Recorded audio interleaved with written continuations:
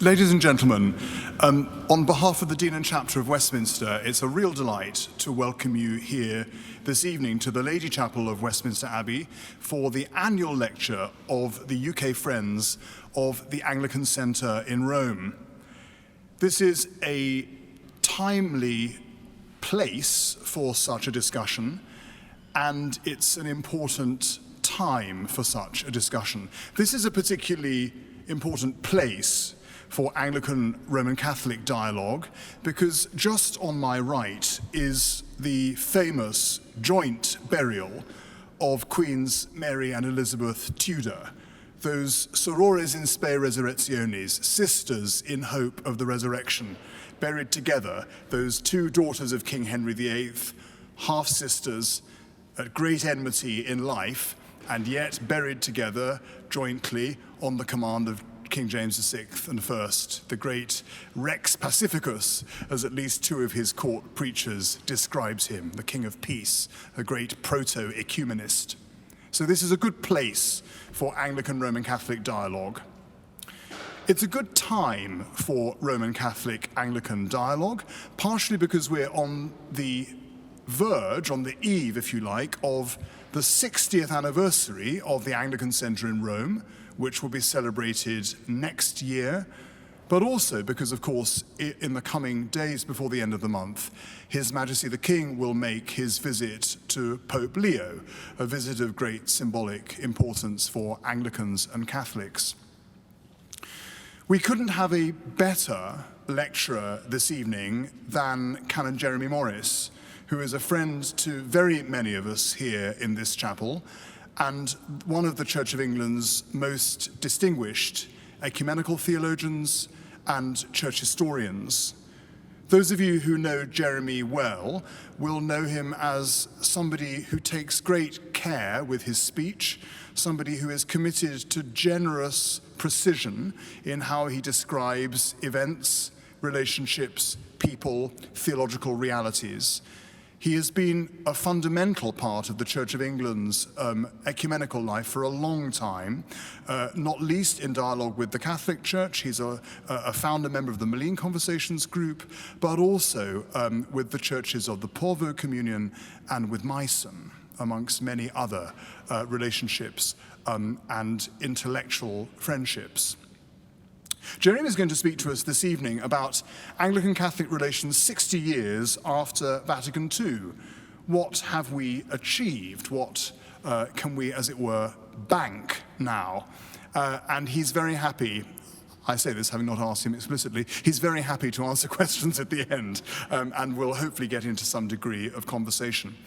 After we've had some questions and discussion, the director of the Anglican Centre in Rome, Bishop Anthony Ball, will be here and is going to say a little bit to us about the current life of the centre, where we're at, and so on and so forth. But for now, and without further ado, please join me in welcoming our lecturer this evening, the Reverend Dr. Jeremy Morris.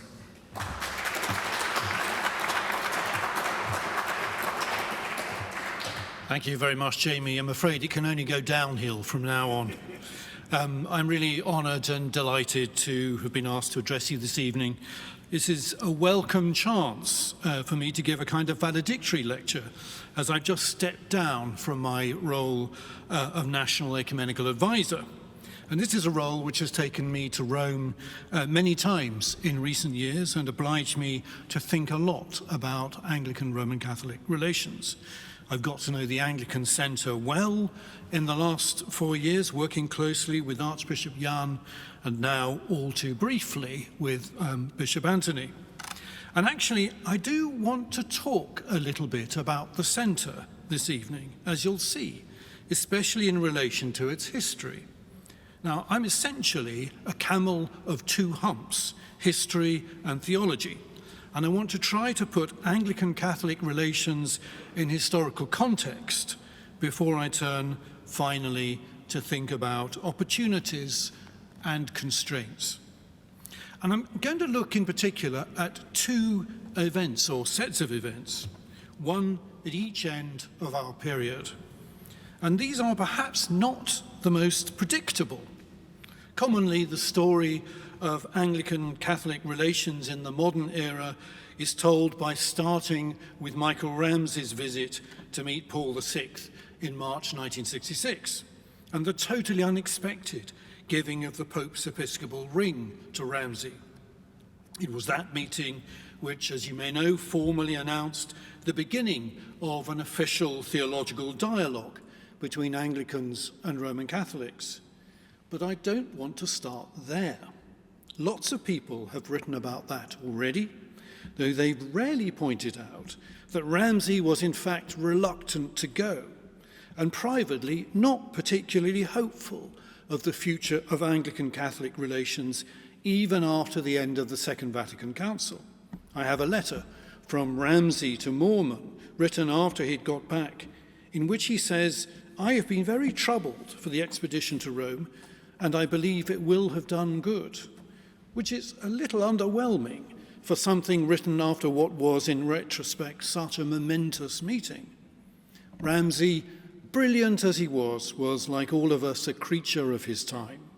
He was an Edwardian by birth, fortunately missing the First World War by a few years. Frankly, the thought of Ramsey with a rifle is terrifying, not least to his own side. He was the son of a Congregationalist mathematician and a socialist suffragette. Most of his life in ministry was spent in the chill aftermath of Pius XI's adverse judgment on Ecumenism in his encyclical of 1928, Mortalium Animos. So it's not surprising he was cautious. But I want to go back a little before Ramsey's visit, though, to look at changes behind the scenes towards the end of the council, and that's where the Anglican Centre comes in. That will, I hope, set the scene for the dramatic changes that occurred within a very short space of time, a few years, to begin an altogether different pattern of relations between our churches. Then I want to leap forward right up to the present, or almost. And for a historian, this is difficult, because not enough time has lapsed to enable us to get some sort of perspective on very recent change. You may know the response of Chairman Mao, reputedly, to the question, what did he think of the French Revolution? His answer, it is too soon to tell. Well, I want to look briefly at the opening of the Great Synod of Catholic Bishops on synodality in Rome in September and October 2023. Much, much, much too soon in Mao's terms. But that will give me a chance to assess what our theological dialogue has achieved over the last 60 years, and in turn to look briefly at the constraints on our mutual pursuit of full visible unity and at promising new trends. And if I can do all that, even half adequately in the time given to us, and you remain awake, I will have achieved something. But before we even get to events around the end of the Second Vatican Council, my first stop, as it were, it's important to remind ourselves what things were like in terms of Anglican-Roman Catholic relations before then. They were particularly difficult in England because of the historic composition of the English Catholic community, mostly but not entirely Irish in background and identity, with all the complexity of Irish politics and nationalism in the mix. The minority English recusant community had its own story of persecution and marginalisation to tell. This, along with the Vatican's strongly adverse judgment on other Christian traditions and on the rising ecumenical movement, meant that there was almost no constructive contact between Anglicans and Catholics before the 1960s. I grew up in a South London suburb, singing in my local parish church choir. At the end of our road was a Catholic church with an elderly Irish priest, Father Salmon. There was no contact whatsoever between our churches. Praying together, even saying the Lord's Prayer together, was simply not possible. John Mormon, then Bishop of Ripon, to whom I shall return shortly, recorded in his diary in late 1965, being told by an English Catholic bishop that when he had returned from ministry in India to England some years before, A meeting of bishops concluded that there were no grounds on which they could say the Lord's Prayer with Anglicans, for, I quote, "when they say thy kingdom come, they don't mean the same as we do." Anglicans were quite simply heretics, like other Protestants. Anglican orders were invalid, their sacraments were empty, there was no possibility of cooperation. All unity could mean was return to the discipline and norms of the Catholic Church. It's shorthand, but theologians often call this an ecclesiology of return. Now, admittedly, in some places and in the hands of some church leaders and theologians, by the 1950s, rather different attitudes were beginning to gain ground. There was a series of little-known, really very little-known meetings between Anglican and Catholic academics, mostly English or French, including Owen and Henry Chadwick, Christopher Evans, Lambert Baudouin, and Louis Bouyer, for example, in the years from 1950 to 1962, a sort of echo of the much more famous Malines conversations of the 1920s, in which relationships were built and some progress made in mutual understanding. But the official position remained tied to the ecclesiology of return. And let's not kid ourselves that the barrier was on one side only. Plenty of Anglicans looked with suspicion at Catholics. The long history of anti-Catholicism, no popery, not yet quite forgotten, and very much alive in Northern Ireland, Glasgow, Liverpool, etc. And we find some quite surprising voices of suspicion and resistance. I mentioned Ramsay's reluctance to go to Rome.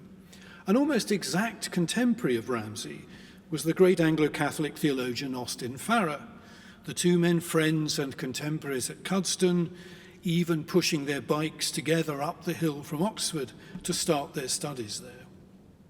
In 1960, after the announcement of the Council, but 2 years before its start, Farrer preached an astonishing sermon at Pusey House.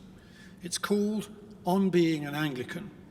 It marks out two boundaries for Anglicans, to which I'll later come back.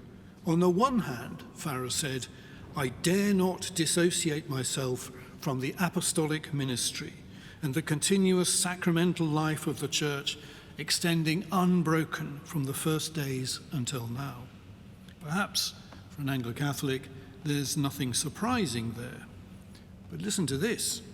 Farrer went on to say that, on the other hand, I dare not profess belief in the great papal error. Christ did not found a papacy. No such institution appeared for several hundred years. Its infallibilist claim is a blasphemy. Its authority has been employed to establish as dogmas of faith propositions utterly lacking in historical foundation. Now, Farrer even repeated that sermon in 1963, after the end of the first session of the Council. John the 23rd's announcement of the Council had provoked a flurry of publications from ecumenists, Anglican and otherwise. David Peyton, for example, in a short book on Anglicans and Unity, devotes just 2 brief paragraphs to Rome, in which he says, Rome has been not only intransigent, but also aloof. But then, quoting a comment of the Jesuit Thomas Corbishley, he does admit that there is a new note from the trumpet. Nonetheless, no one, I suggest, looking at both churches' attitudes in the late 1950s, could have predicted what would come to pass in the next few years. Now, we have a special window into what did happen in the form of a personal diary kept by John Moorman throughout the Second Vatican Council. Moorman was appointed by Michael Ramsay as effectively the leading Anglican observer at the Council. A distinguished historian of the Franciscan order, he was competent in Latin and Italian, vital qualifications, and by then Bishop of Ripon. An inveterate diary keeper all his life, most of his personal diaries, which are in Lambeth Palace Library, were page-a-day commercial diaries with short daily entries in a delightfully neat handwriting. It's always a huge relief as a historian to come upon that. But he also kept a separate diary of the council throughout his time there, all 4 sessions. It has never been published and rarely used. It is on an altogether different scale from his ordinary diaries, some 160,000 words of typescript recording each day he attended at the council, as well as various other meetings and conferences associated with it. It's immensely detailed, clear and candid. There's little, perhaps nothing scurrilous in it, but there is gossip, there is prejudice sometimes, there is evidence of Mormon's strong views on various people and events. He seems to have had a particularly complex relationship with John Heenan, Archbishop of Westminster from 1963 and Cardinal from 1965, about whom there are many disparaging comments. He found Heenan sociable, but as he put it, terribly ignorant and narrow-minded. He was constantly frustrated by Heenan's references to Anglicanism and the Church of England in the council sessions. Heenan is convinced, he said, that apart from the Roman Catholics in England, there are no real Christians at all. He keeps on saying, both here and in England, that practically all non-Catholics in England are virtually lapsed and do nothing about their religion. Heenan has not come well out of the council, and the Roman Catholics here are very disappointed in him. Mormon was to become the first Anglican co-chairman of the Anglican-Roman Catholic International Commission, ARCIC, the official dialogue body, and one of the founders of the Anglican Centre, who gave the Centre a substantial section of his own library on Anglican history and theology. He was fully alert to the potential of the council, and yet initially he was surprisingly downbeat about it. In October 1962, just on the eve of the opening, he wrote that clearly the council will not achieve anything spectacular.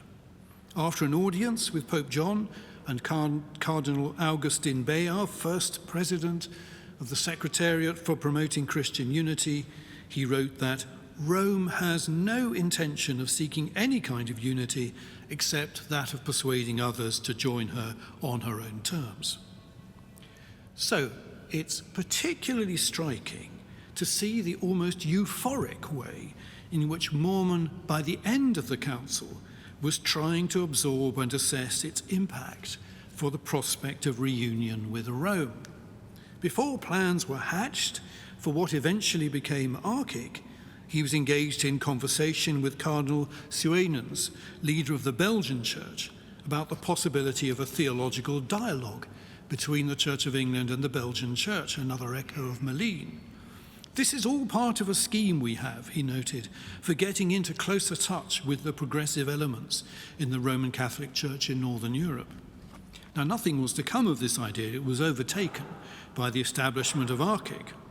Mormon was delighted to be chosen by the other ecumenical observers to draft and present on their behalf an address at a final audience with Paul VI.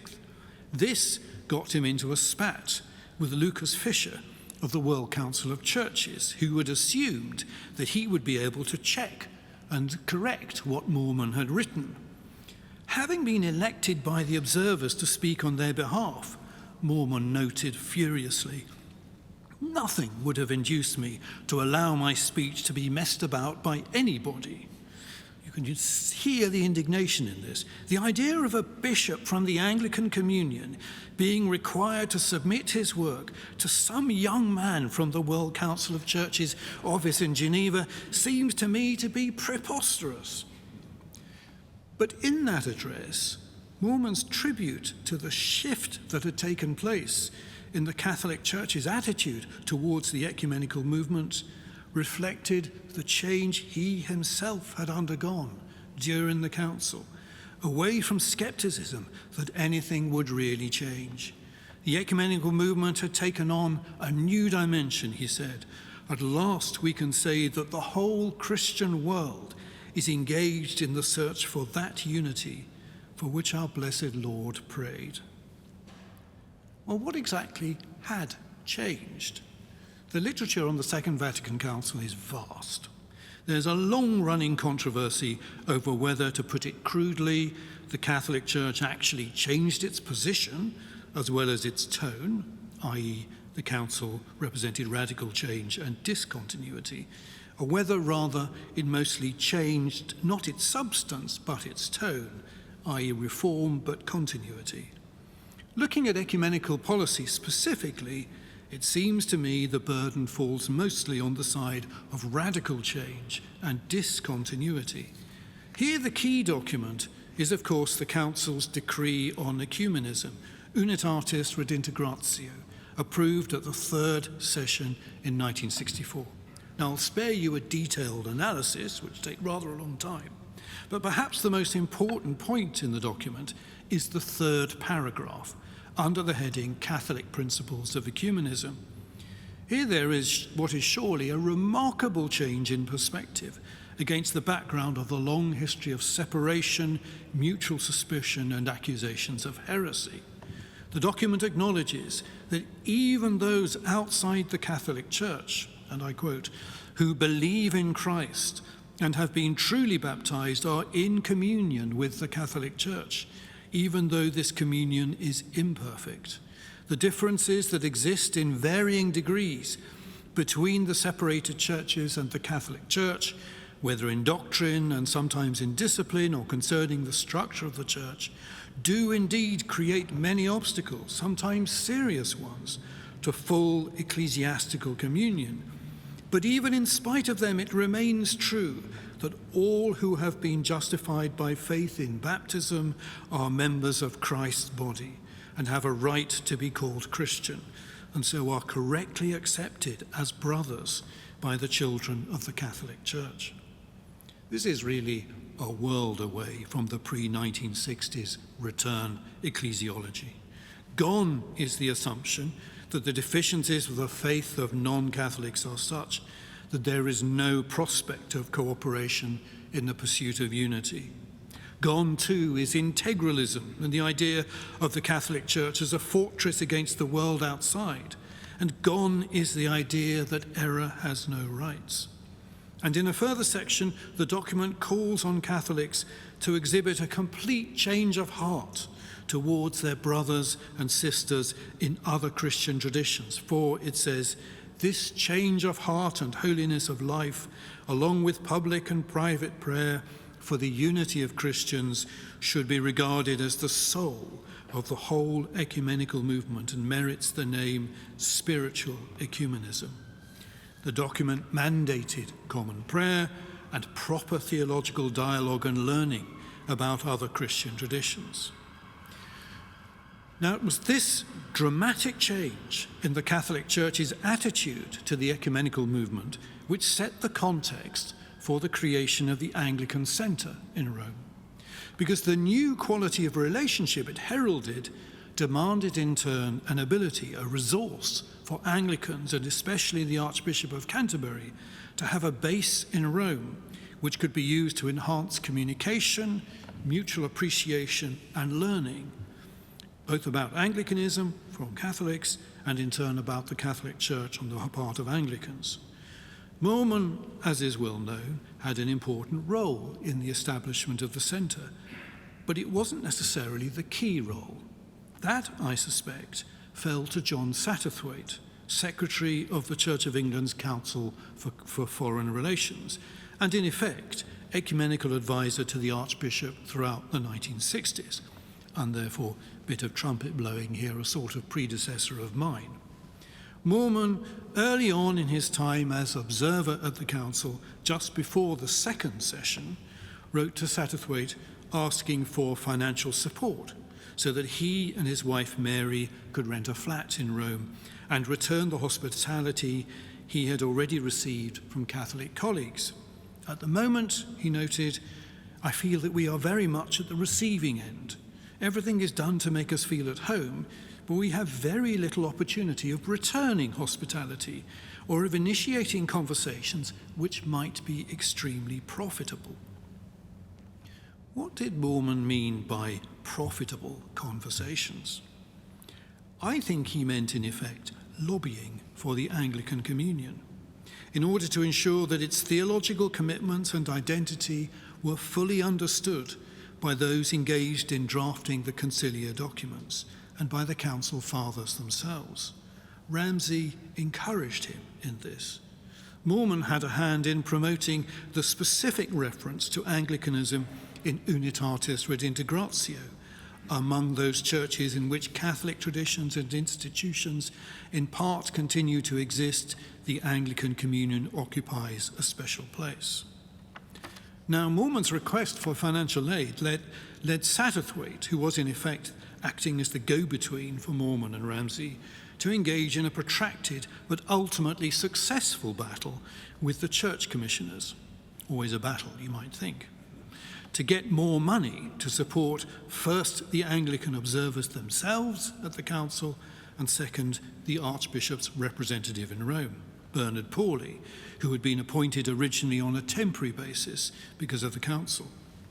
This raised the prospect of a permanent base. The critical evidence is in the files of the Council for Foreign Relations. Satterthwaite wrote to Moorman in July 1963 that, "As you know, I have been stressing for some time the importance of having adequate financial backing for the Anglican observers at the Council.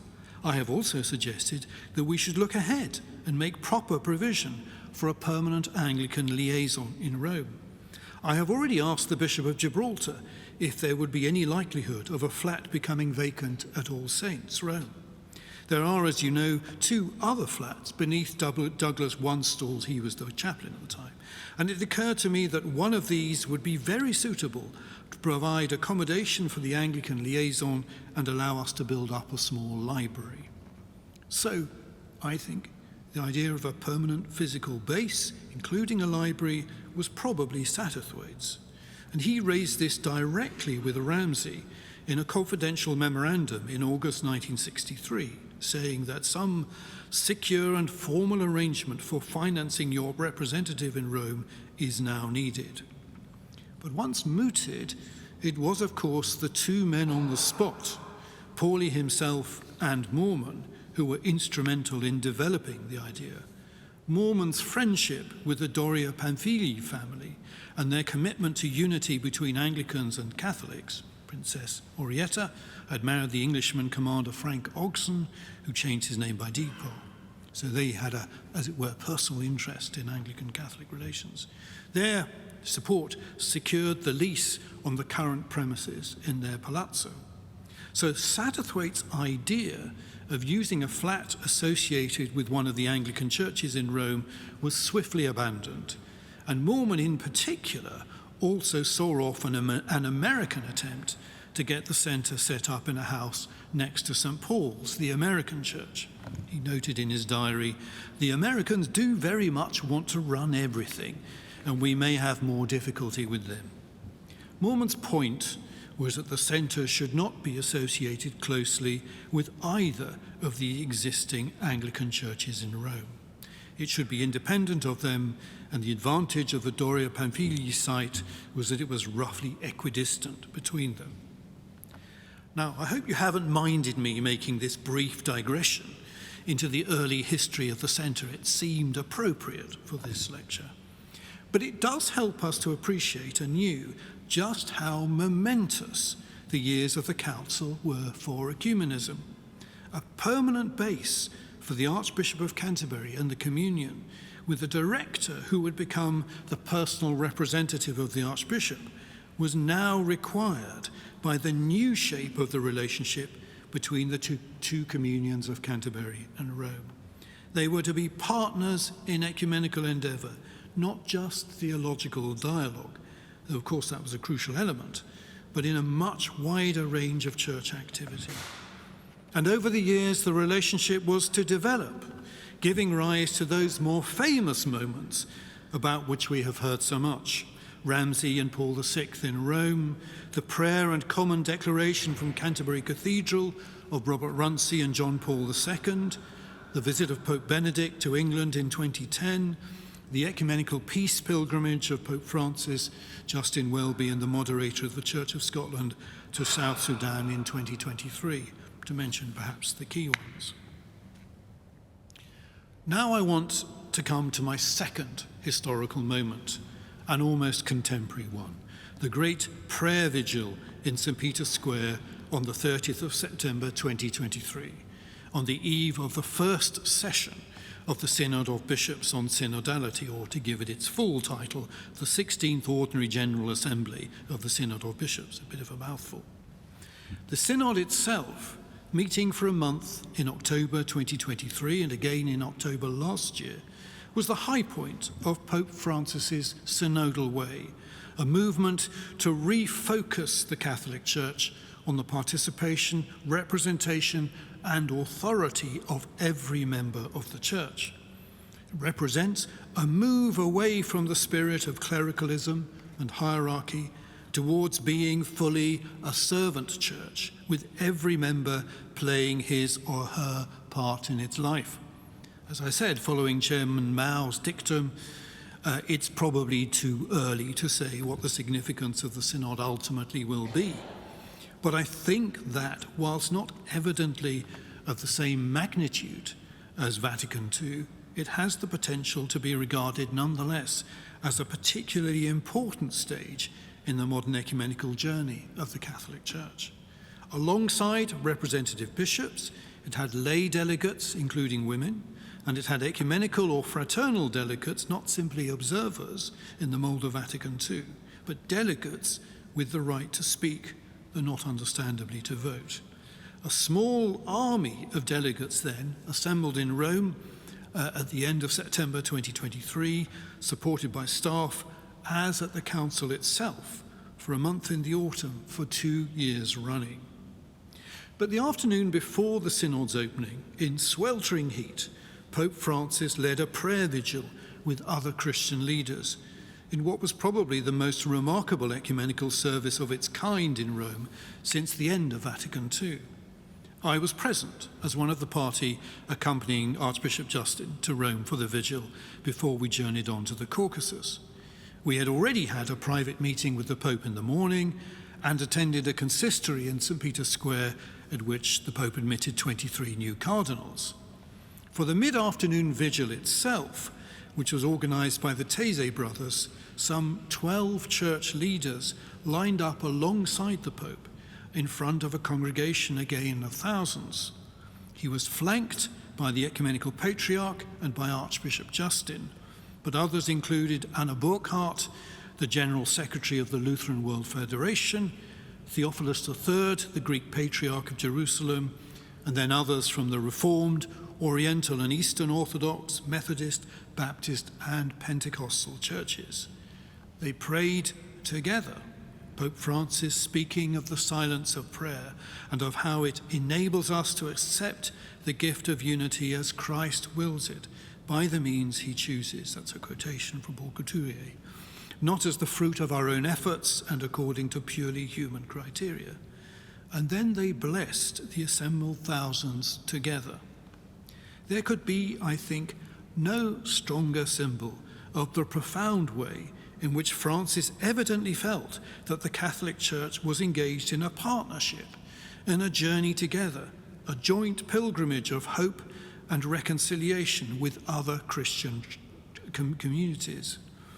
It was an impressive feat of stamina for him to take part in 2 public services on one day in that heat with his faltering health. Incidentally, the other extraordinary feat of stamina were the Swiss guards standing stock still in their regalia, holding up their halberds for nearly 3 hours without moving. But it was, I think, a sign of Francis's own sense that his leadership of the Catholic Church could only be exercised in, through, and alongside not only the Catholic faithful, but also those of goodwill of other churches. Now, how had this remarkable symbol of shared journeying towards unity become possible?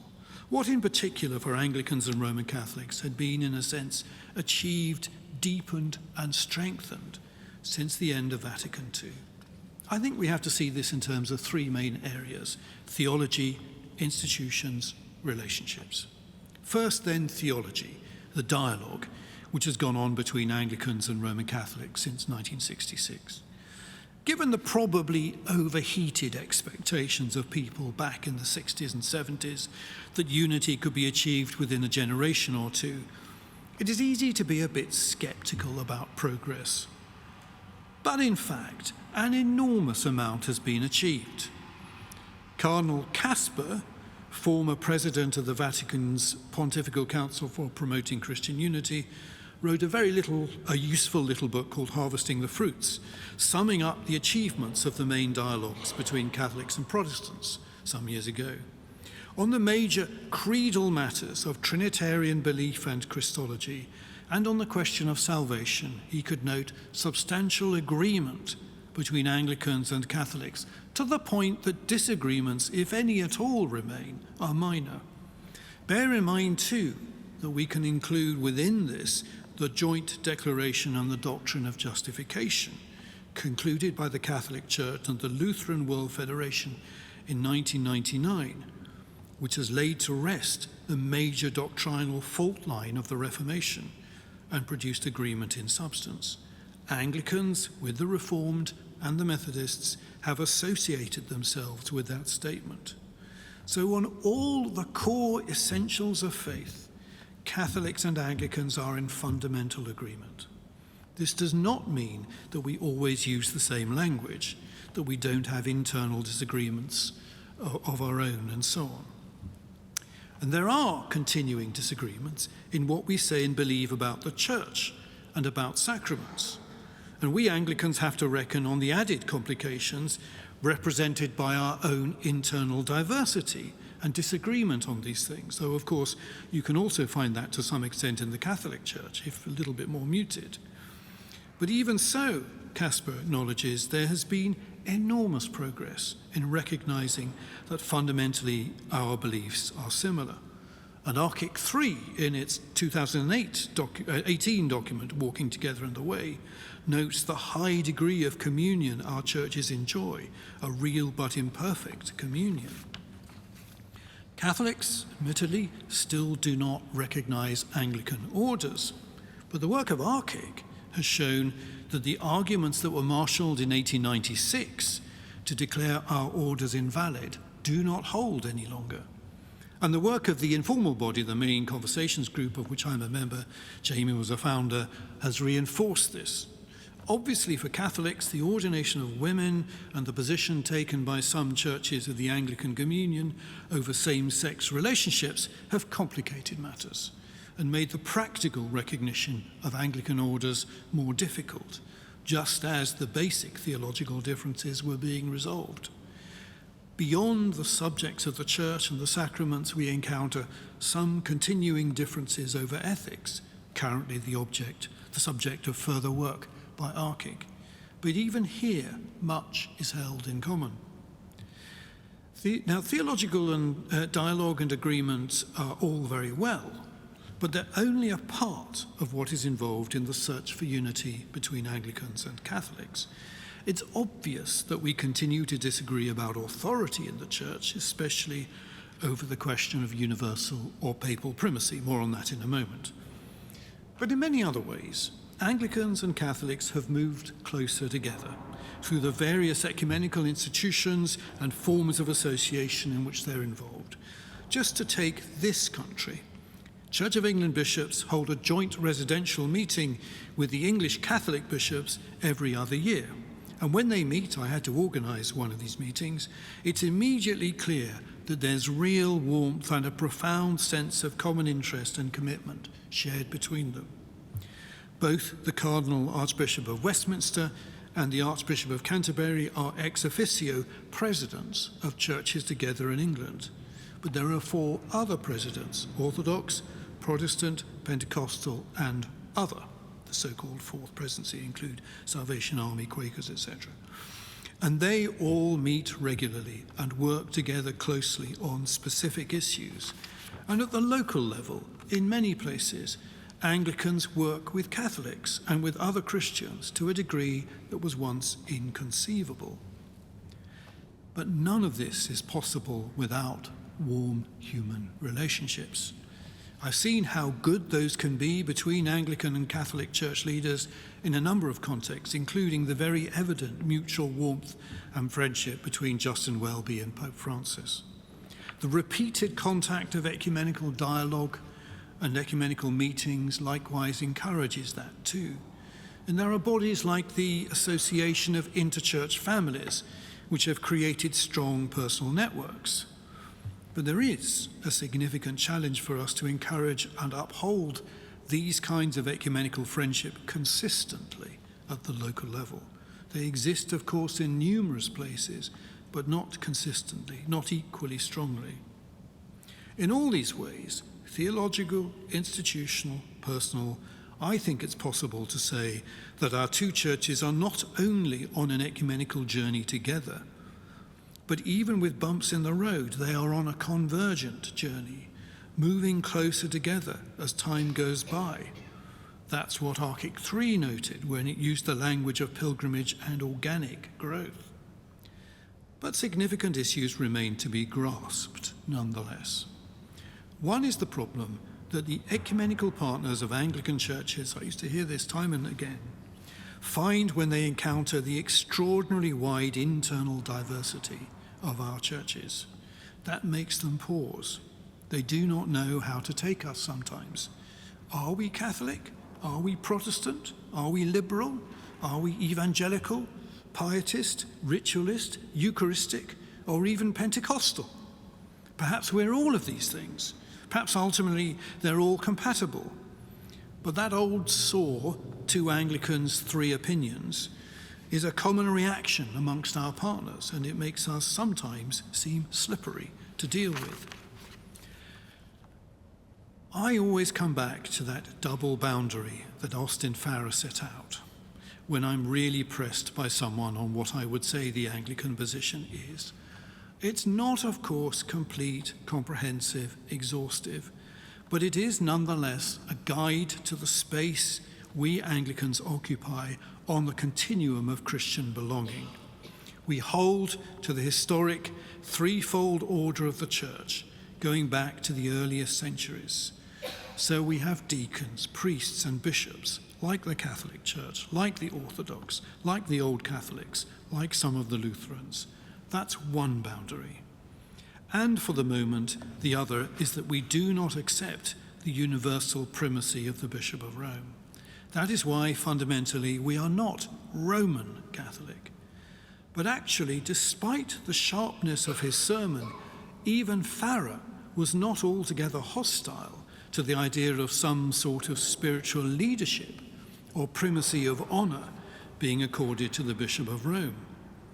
If we are to imagine, and I realise the timescale is immeasurably long, but if we are to imagine the full visible unity of the Church, the goal to which both Anglicans and Catholics are committed, then it's difficult to see how there could be any other centre of unity ultimately than the preeminent bishop of the largest world communion, which can at least claim a certain consistency in the position it has given the Pope over some 17 or even 18 centuries, and has therefore the merit of historical longevity. But if Anglicans are ever, eventually, to accept something like a primacy of honour for the Bishop of Rome, it will need to be one exercised in a fundamentally different way from the present. It will need to look different. It will need to act differently. It will need to give a very different account of itself and of its authority from what is the official position of the Catholic Church at present. And here, drawing to an end, there are some cautious grounds for optimism. If the Synod of Bishops on Synodality is to prove the momentous event I think it may have been, it will embed a much more collegial, collaborative, humble, associational model of authority in the Catholic Church, right from the very roots up to the Vatican itself. Last year, in a kind of thought experiment, the Dicastery for Promoting Christian Unity published an extraordinary document called the Bishop of Rome and invited its ecumenical partners to consider it and respond accordingly.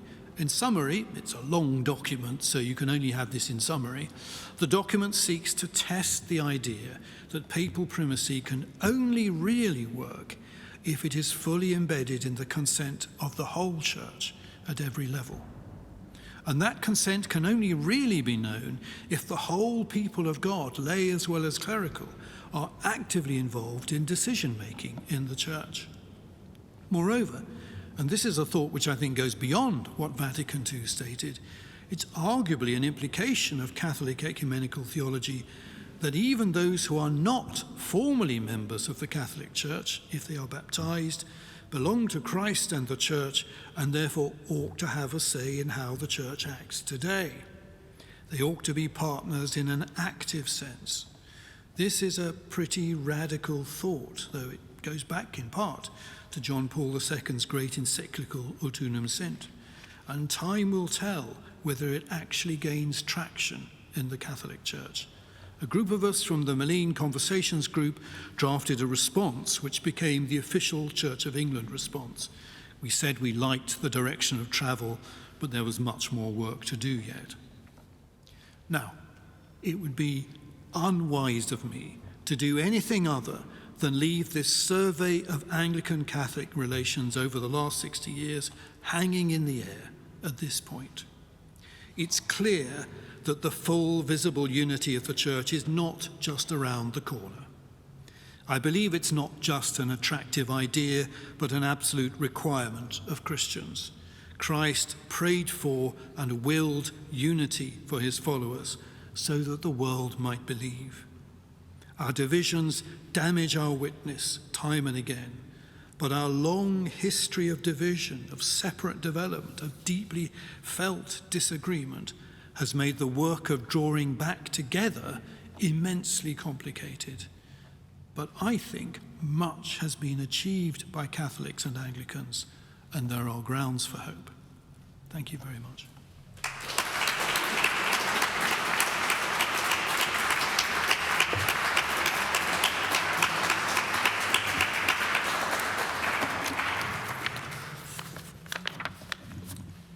Thank you, Jeremy, for that extraordinary survey of so much of the last 60 years, and of course, including some very, very fresh material from the archives, going to prove that history has not given up all of its secrets when dealing with these kind of questions. So, friends, we have a bit of time now for questions, either of clarification, or if you have further questions arising from material that Jeremy's offered us this evening, now is your moment. Or indeed, if you want to raise something else related to the Anglican-Roman Catholic dialogue. Jim. In fact, there's a microphone, so if you wouldn't mind saying your name and, if you have it, and a relevant institution, that would be great. I'm Jim Walters from the London School of Economics, if that's a relevant institution. I'm bound to ask, what impact a woman Archbishop of Canterbury on this? I knew this would be the first question.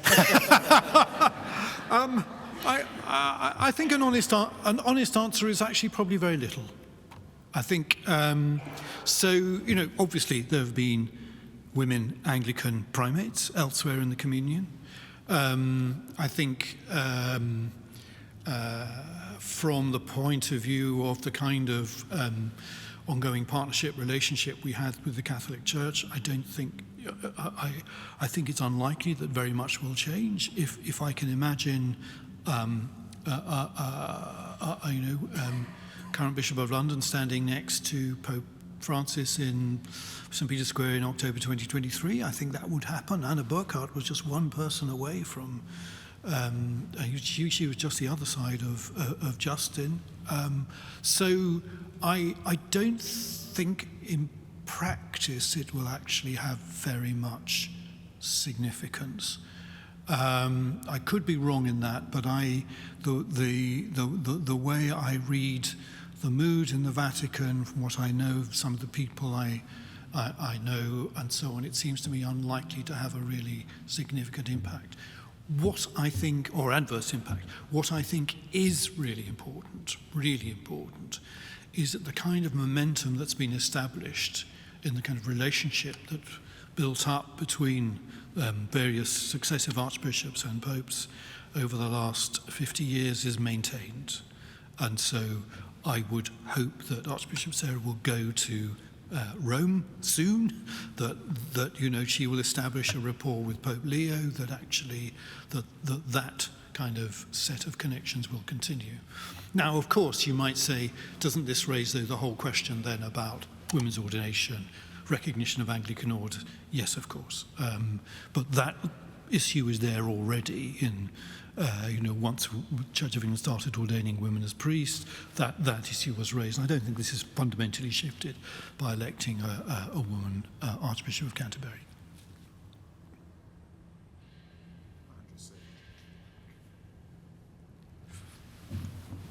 Andrew Sage.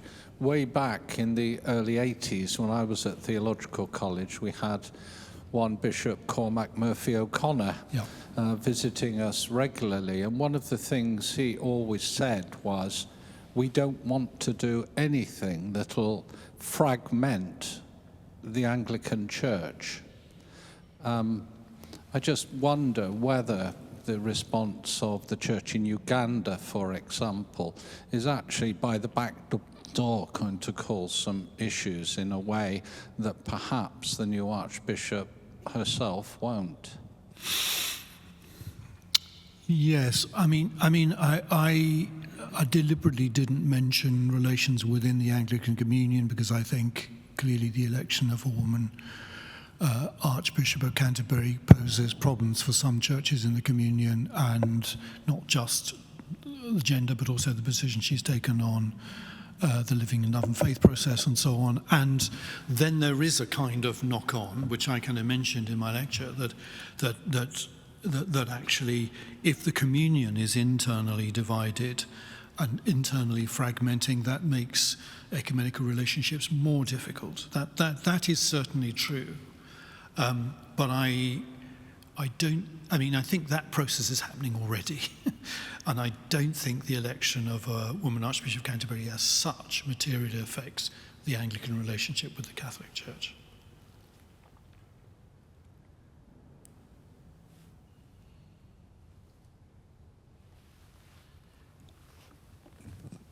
Thank you for your fascinating talk. I'm Joe. I'm a civil servant in the Ministry for Housing, and I'm role modelling Anglican and Catholic Unity by attending with my Roman Catholic friend. Good. A historical question, because it really captured my imagination. You mentioned Bishop Moorman's rather disobliging view of Cardinal Heenan's reflection on Anglicans. Yeah. Was that wishful thinking, or was it really the case that Catholics at the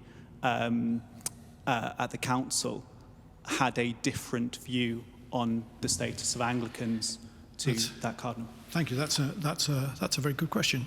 I think there are kind of two dimensions to that. One is that there's certainly sufficient grounds for thinking that Moorman and Heenan clearly, in one way or another, rubbed each other up the wrong way. There was a kind of personal dimension. I mean, they could get on sort of reasonably well sociably, but clearly Moorman was simply unimpressed by Heenan. That isn't the impression you get from some other kind of commentators on Heenan and on Heenan's role. So, for example, the Catholic historian Michael Walsh has written about the kind of modern archbishops of Westminster, takes quite a different view of Heenan. But he does say, and this is the other side, that Heenan was, a bit like I was saying about Michael Ramsey, Heenan was a product of his time. Most of his ministry was spent in the 1920s and 1930s and a much more kind of polarized. So he had a rather negative impression of Anglicans from, and this is Michael Walsh's account of. But I think in essence, it's pretty clear that certainly Moorman thought that what Heenan represented was not typical of the English Catholic bishops at Vatican II. May I tempt you on the back of that question Yeah. to speculate for us a bit on where amongst the council fathers a more positive assessment of Anglicanism was coming from? Yeah, that's a very good question. Well, I can tell you where it certainly was not coming. It was mostly not coming from the Italian bishops, many of whom represented the kind of so-called reactionaries or conservatives but French bishops, German bishops, Belgian bishops in particular were really advocating a quite different view of Anglicans, and there's the interesting. I mean, this is where the kind of historiography of the council gets so complicated.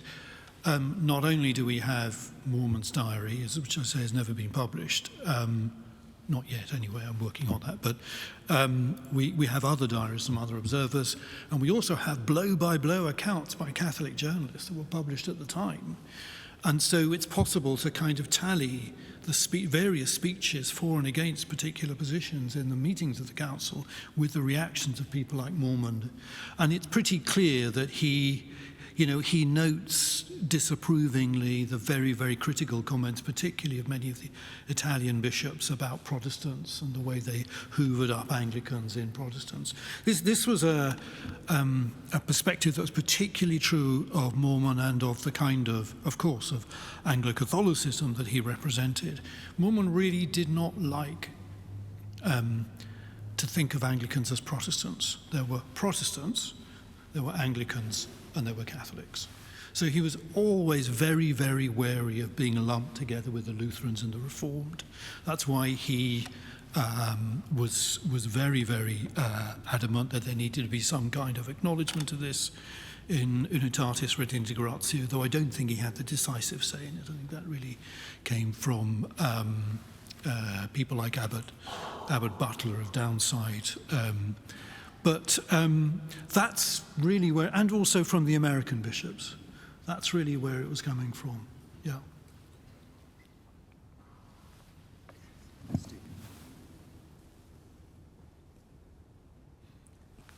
Hello, I'm Stephen from the Cardinal Hume Centre. Intrigued by Heenan's traditional nature, and then a year after he died, the very shrewd Dean invited Cardinal Hume to come up with the Benedictine monks for Vespers. Do you think Hume's kind of openness would have had any sphere of influence back in Rome? Would they have sat up and noticed that he was being a bit more welcoming to his Anglican brothers? I couldn't kind of quote chapter and verse for that, but I'm almost certain that was the case. Yes, I mean, they clearly. It's interesting, isn't it? So I attended a conference earlier this year, really based thematically around the Council of Nicaea and the 1700th kind of anniversary celebrations. But the theme of the council was, if I remember rightly, councils, conflict, and controversy. And when you look at the history of the Second Vatican Council, you can say the Holy Spirit was at work, but the Holy Spirit was an awfully good drafter and compromiser and balancer of different kind of conflicts and so forth. In other words, the documents, they didn't just emerge from nowhere. They emerged out of real internal infighting. And the kind of successive drafts were shaped by people, thrown back. There was a kind of battle going on inside the Vatican itself, inside the Curia. The Pontifical Council for Promoting Christian Unity, was obviously particularly exercised, try and get hold of drafting of the ecumenical decree and so forth. So a lot of the way these things got played out was the matter of happenstance, of contingency. The death of John the 23rd and accession of Paul VI. Paul VI suddenly introducing out of the blue changes into the last version of Unitatis Redintegratio, which horrified many of the bishops who voted for it, but they all ultimately accepted it. So I think, this is, it's not a simple story of sort of relentless renewal, just is not a simple story of kind of polarized conflict. It's much, much, much more complicated. And in that, I think there were certainly those in the Vatican, but also influential voices in the Council itself, who were very much reflective of the kind of position that Hume represented, and some of the other kind of thinking later of other English Catholic bishops as well.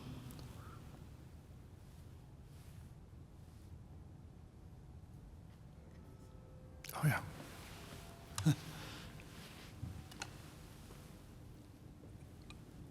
Jonathan Boardman, Vicar of Clapham and previously the Archdeacon of Italy and Malta. Many people here, and I'm sure you too, Jeremy, know well that Anglicanism was in Italy from the beginning of the 17th century, and recently has been recognised by the Italian state under the Concordat politics of Association of the Church of England in Italy. Yeah. That's over 400 years of being in Italy and not being recognised. Yeah. Do you think it's going to be 400 years before ecumenism really gets together? Well, you're talking about, in effect, a constitutional political process of recognition. And, of course, although you're right that there were Anglicans in Italy from back into the 17th century, really only in the 19th century you get the establishment of a church. So that's, in a sense, I'd want to kind of refine that timescale a bit. I think it's a dangerous game to try and put some kind of time scale on these things. I mean, I think, you know, if you look at the kind of ecumenical movement more broadly, there have been amazing shifts in the last 60 years or so. I mentioned the Joint Declaration on Justification. It's an astonishing agreement, really, given the history. There have been realignments in various ways, but it is almost as if for all the progress that's been made, certain kind of sticking points have just become clearer. You know, for Anglicans, although, you know, Anglican churches are internally divided on this, the question of whether we would ever compromise on the question of ordination by bishops in the historic succession. This is precisely the issue with the Methodist proposals. This is an ongoing, we've been stuck on this issue really for nearly 70 years. So certain things you get stuck on. And it seems to me that probably the fact of the matter is that that you can get stuck on these things, but then the groundswell will shift and reshape itself and change in other unpredictable ways. So it is very difficult for us to say. All you can do, I think, if you're passionate about church unity as I am, is work away at it. I think that's all you can do. I hope it's not another 400 years before, but you know, who knows?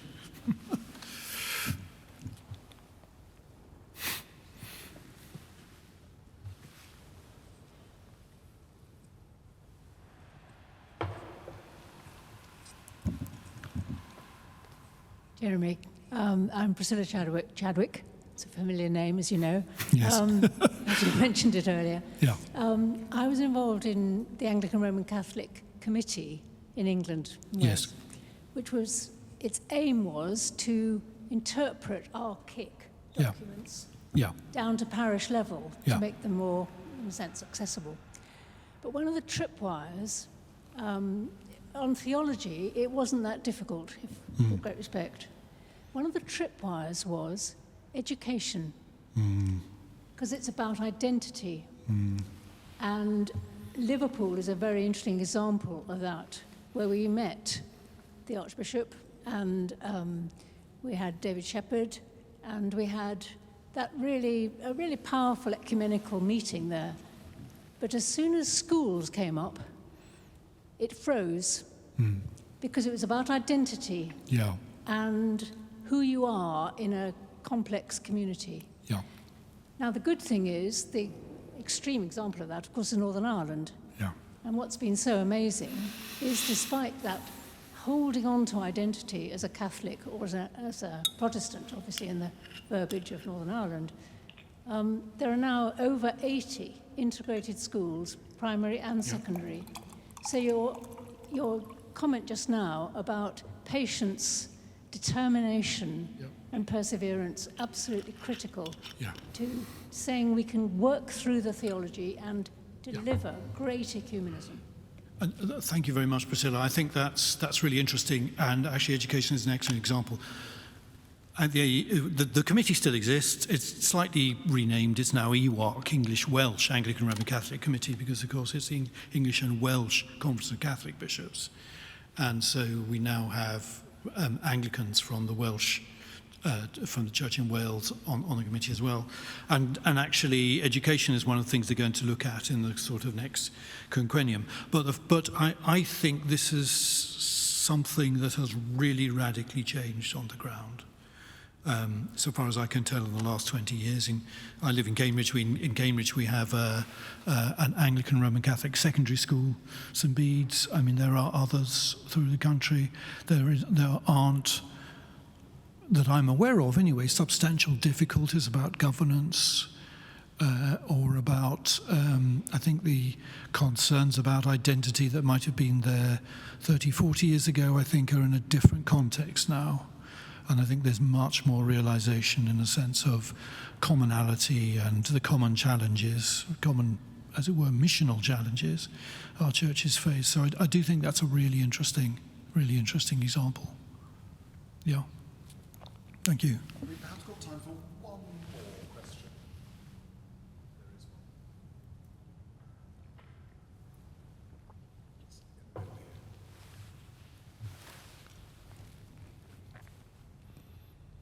Martin Faulkner, I'm a retired teacher.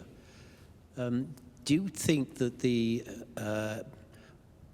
ecumenical movements, such as the Focolare movement, have a role to play in this?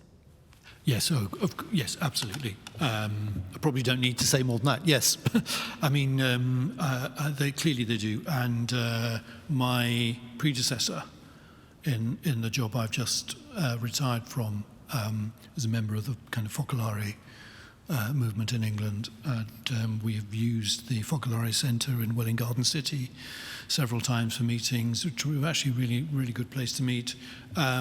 Of course, bodies like this have a role to play. Yes, I think that's absolutely right. Absolutely right. Yeah. Jeremy, for many of us, you are the model of the great scholar priest, somebody who has been a significant theologian, significant historian, fine university administrator, serious pastor, Master of Trinity Hall, Dean of King's College, Cambridge, Dean of Trinity Hall, Research Associate and Associate Lecturer in the faculty, and yet also such a person who treasures friendship and the kind of encounter that you've described for us this evening between people. So for what you've given us this evening, there will be a text and there will be a video of this available, but also for the kind of work that you have done on behalf of the Church of England, on behalf of so many of us, and indeed of the very, very, very many hundreds of thousands whom you have represented. Can I please say a very, very warm thank you.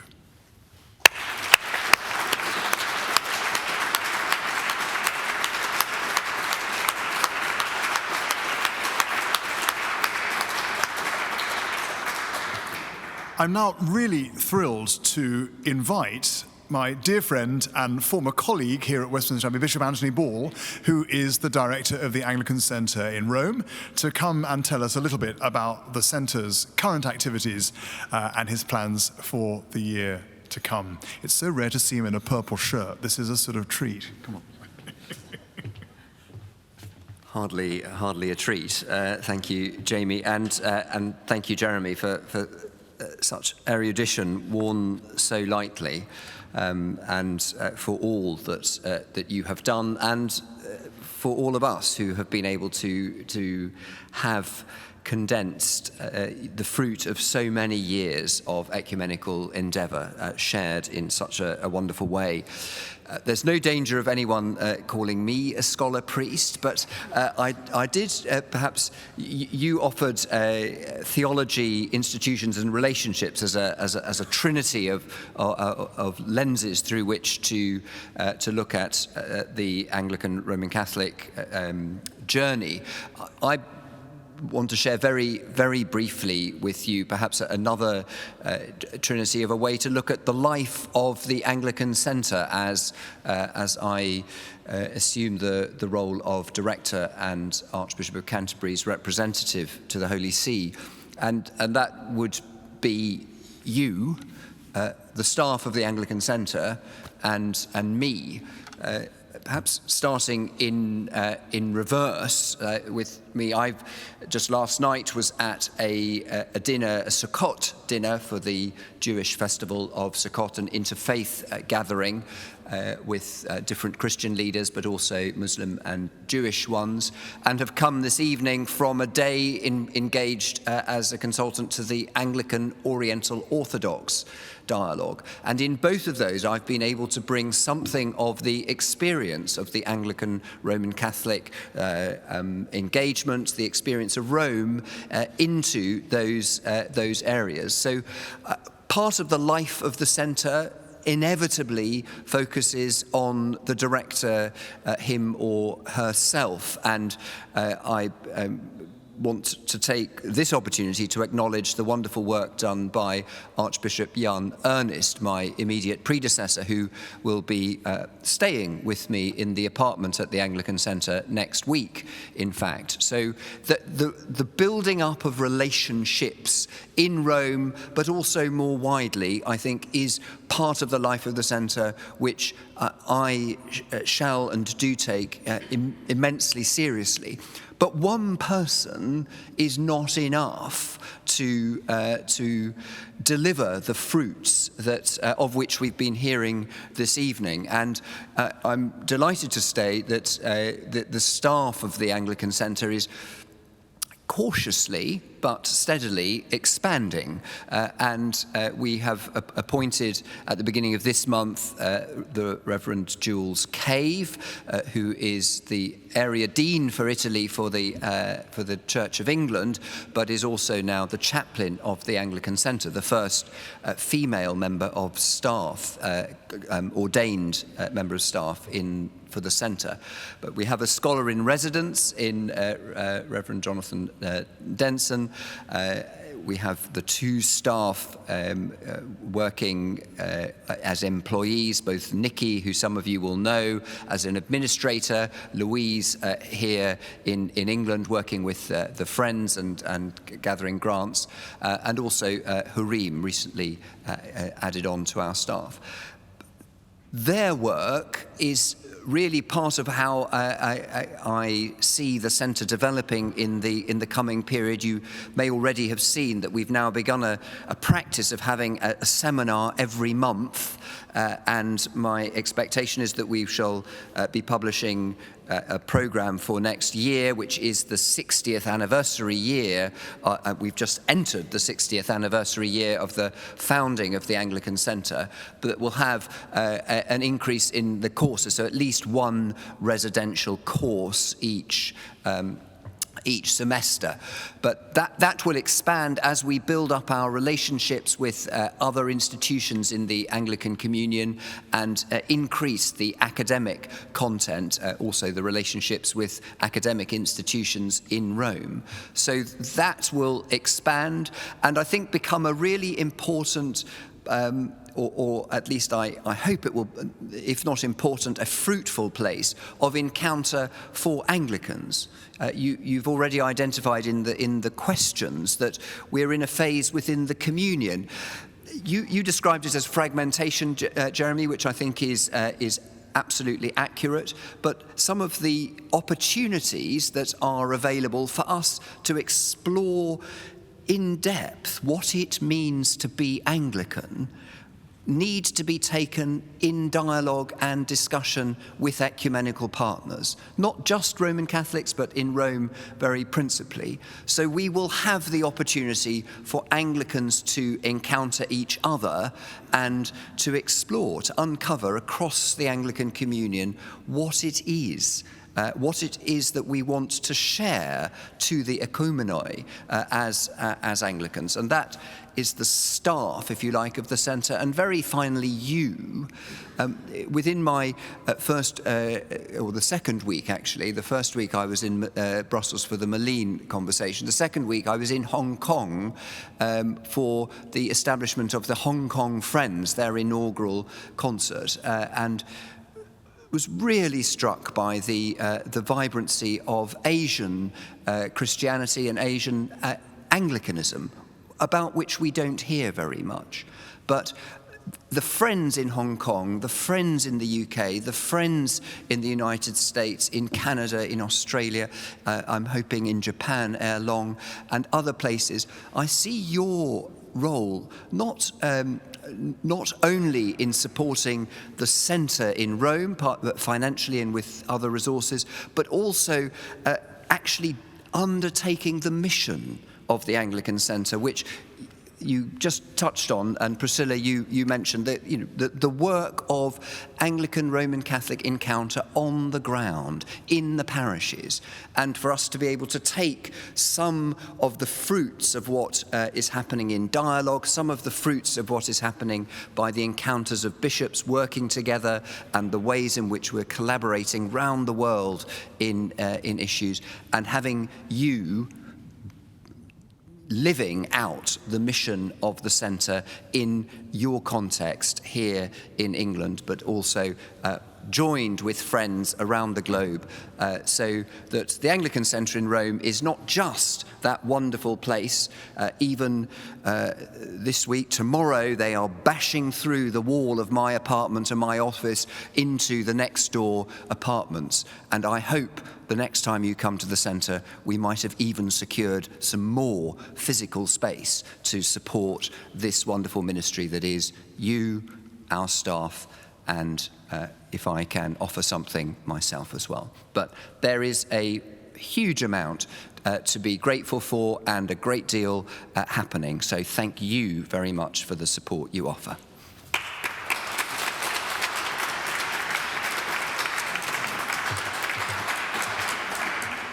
So friends, this is an exciting time to be involved in the centre, and Bishop Anthony is staying around for some drinks in a minute, to which you're all invited by the Dean and Chapter of Westminster. So please do come and join us for a drink in Poets' Corner. Anthony will be there, Jeremy will be there for further interrogation and questioning. As I say, these drinks are hosted by the Dean and Chapter as part of our very, very long-standing love of and support for the Anglican Centre in Rome. On your chair, you have a gift aid form, and you have a standing order mandate if you're not a friend of the Centre already. There is, I'm afraid, the inevitable plate at the back in this increasingly non-cash economy. But if you would like to make a donation via the Centre website, you can do that.